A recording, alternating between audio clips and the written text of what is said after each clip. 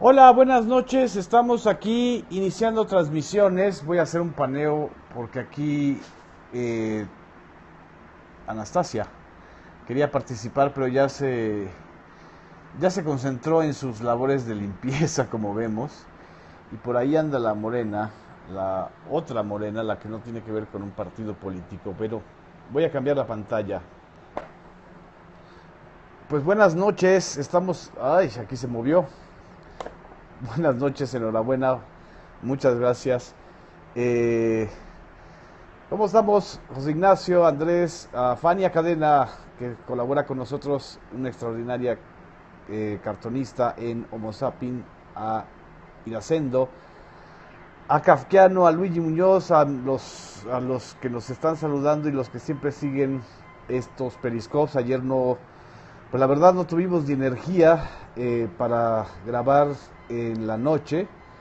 El asunto de los crímenes a periodistas nos ha ocupado buena parte de los mensajes, tanto aquí en Periscope como en Facebook Live.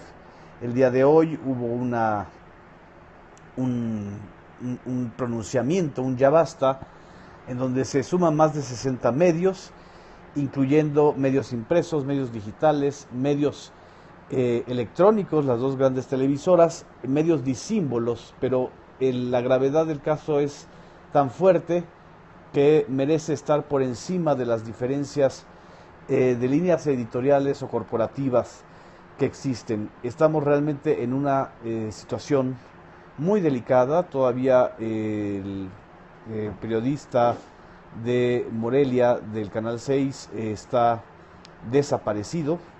Hay varios periodistas que están siendo amenazados en Morelos y hay otra amenaza también a un periodista en Sinaloa, eh, además de los que ya han sido amenazados por el crimen organizado. No es el tema de hoy, pero quería mencionarlo antes de empezar y entrar en materia, porque es el contexto en el que vamos a vivir, no solamente la elección del 4 de junio, tanto en el Estado de México como en Coahuila y en Nayarit, entidades en donde evidentemente hay una presencia del crimen organizado o hay un crimen muy organizado desde instancias de gobierno.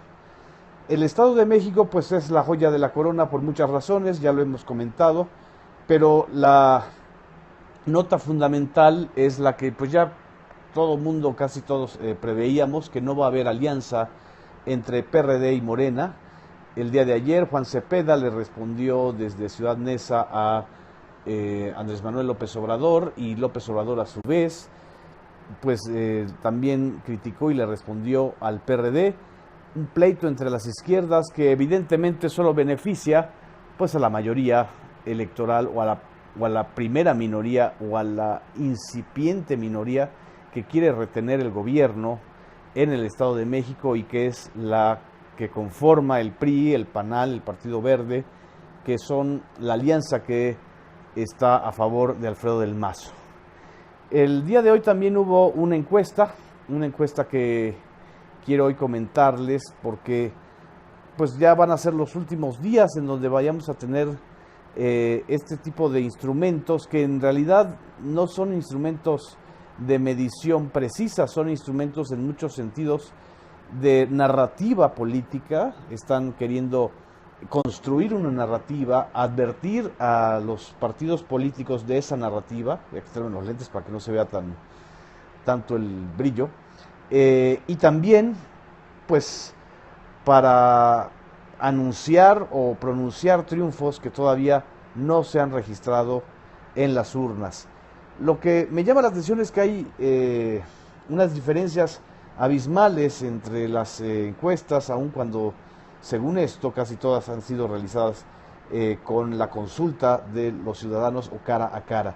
Por ejemplo, en el caso del Grupo Impacto, de la revista Impacto, la encuesta dio prácticamente un empate entre Alfredo del Mazo y Delfina Gómez. Alfredo del Mazo con 21.83%, es decir, ni siquiera arriba del 25%, Delfina Gómez el 21.81%, Josefina Vázquez Mota del PAN en tercer lugar con 16.40%, Juan Cepeda con 14 puntos, Teresa Castel, esta candidata independiente que pues nada más la conocemos por los debates y por sus expresiones nada afortunadas de carácter clasista, llegó a tener en esta encuesta 8-15 puntos, o sea, lo que se dispara en relación con todas las demás, y Óscar González del PT 2.36.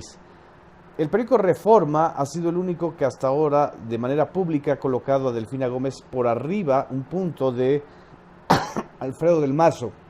Delfina Gómez con 29%, Alfredo del Mazo con 28%, Josefina Vázquez Mota con 22%, Juan Cepeda con el 14% y Óscar González del PT con el 3% y esta señorita Teresa Castel con 2%. El día de hoy el Financiero pues publica otra encuesta que parece dar la diana de lo que cierta narrativa quiere que veamos.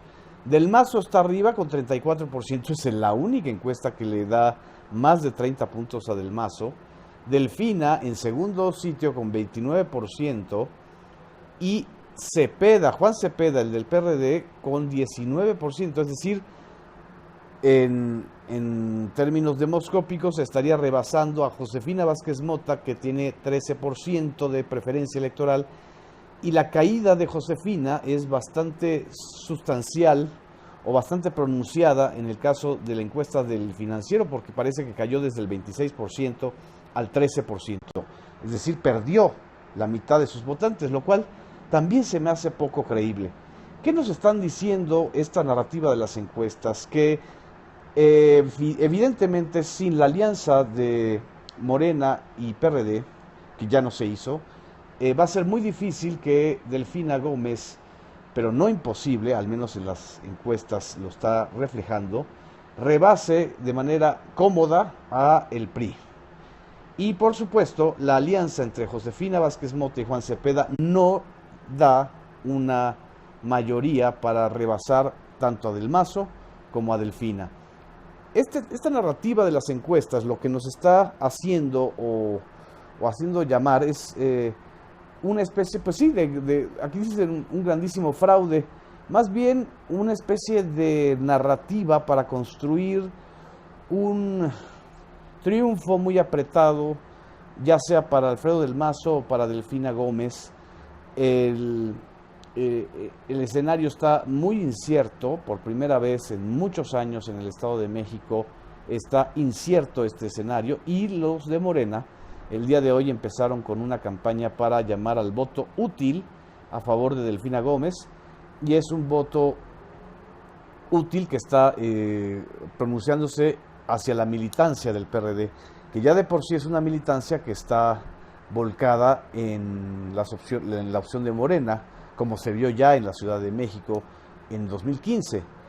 Pero aquí lo que me preocupa es esta insistencia en querer presentar una elección tan apretada que prácticamente nos va a llevar al conflicto postelectoral, a que resuelvan los tribunales y a que se acrediten los tribunales si hubo o no irregularidades, los tribunales electorales, al del Estado de México y al federal, que por cierto ahí hay una mayoría de la coalición de PAN y PRI y un magistrado por ahí que está a favor del PRD y ninguno de Morena en términos de reparto de cuotas políticas. Lo más grave, desde mi punto de vista, es lo que ha estado sucediendo desde hace meses en el Estado de México, que es la participación de los funcionarios federales en una elección estatal, y que es prácticamente una intervención del gobierno federal en esta elección. No hay ningún pronunciamiento más que lavado de manos. López Obrador presentó hace unos días un video con la lista de funcionarios o miembros del gabinete, y ahora este miércoles presentó una lista de gobernadores priistas que estarían haciendo la operación de la mapachería electoral, según López Obrador. Lo que es fundamental, más allá de todo esto, y que eso ha sido documentado por muchos periódicos, es una violación clarísima al artículo 134 de la Constitución, ni siquiera la ley electoral. Están violando esta cosita que se llama la Constitución Política de los Estados Unidos Mexicanos. En el artículo 134, lo voy a leer y se los voy a recomendar para que en el Estado de México lo señalen. Dice en este párrafo: los servidores públicos de la Federación, los estados y los municipios, así como del Distrito Federal y sus delegaciones, tienen todo el tiempo la obligación de aplicar con imparcialidad los recursos públicos que están bajo su responsabilidad. Estamos hablando de los programas estos de reparto de beneficios sociales, incluso de reparto de tarjetas, que son con recursos públicos. Sin influir en la equidad de la competencia entre los partidos políticos, la propaganda bajo cualquier modalidad de comunicación social que difundan como tales los poderes públicos, los órganos autónomos, las dependencias y entidades de la administración pública, etcétera, etcétera.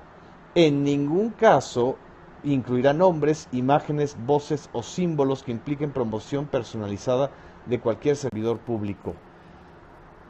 Esto se ha violado de manera abierta en el Estado de México y ese es y a eso se va a enfrentar pues la gente que va a salir a votar, o los que están deseosos de que haya un cambio en el Estado de México. Está siendo esta una de las contiendas más inequitativas por la evidente presencia del gobierno federal, de sus secretarios de Estado, de sus operadores políticos en favor del PRI, en favor de la maquinaria priista como en los viejos tiempos. En fin, este es el comentario que quería hacerles. No me puedo ir tampoco sin mencionar la nota del día de hoy del hijo de Ernesto Zedillo, que ya lo vamos a comentar con más amplitud, que pues resulta que el Junior acaba de vender una casa en Coconut Grove, o sea, una de las zonas más exclusivas de Florida, por $5 millones, que son alrededor de 95 millones de pesos, marcando un récord para propiedades fuera de la bahía de Miami, según un medio especializado en bienes raíces e inmuebles que se llama The Real Deal. Es la casa Hammock House. ¿Quién pompó? ¿De dónde salió originalmente el dinero para que el Junior de Ernesto Zedillo, que hasta donde sabemos, pues no tiene un ingreso ni una empresa que acredite haber adquirido una propiedad inmobiliaria en Miami de ese tamaño? Bueno, a lo mejor hasta se la compró a Alejandra Barrales o a Naya o a la Gaviota o a todos los políticos que ahora está de moda ir a lavar dinero o ir a adquirir propiedades inmobiliarias en Miami. En fin, muchas gracias, buenas noches. No quiero extenderme mucho el día de hoy. Espero que estemos muy pendientes de lo que pase en el Estado de México y en las otras elecciones. ¿Con qué encuesta me quedo? Con ninguna. Más bien estoy señalando la narrativa que se está queriendo construir de una elección cerrada y de una elección en donde quieren imponer y fragmentar el voto. Buenas noches, muchas gracias.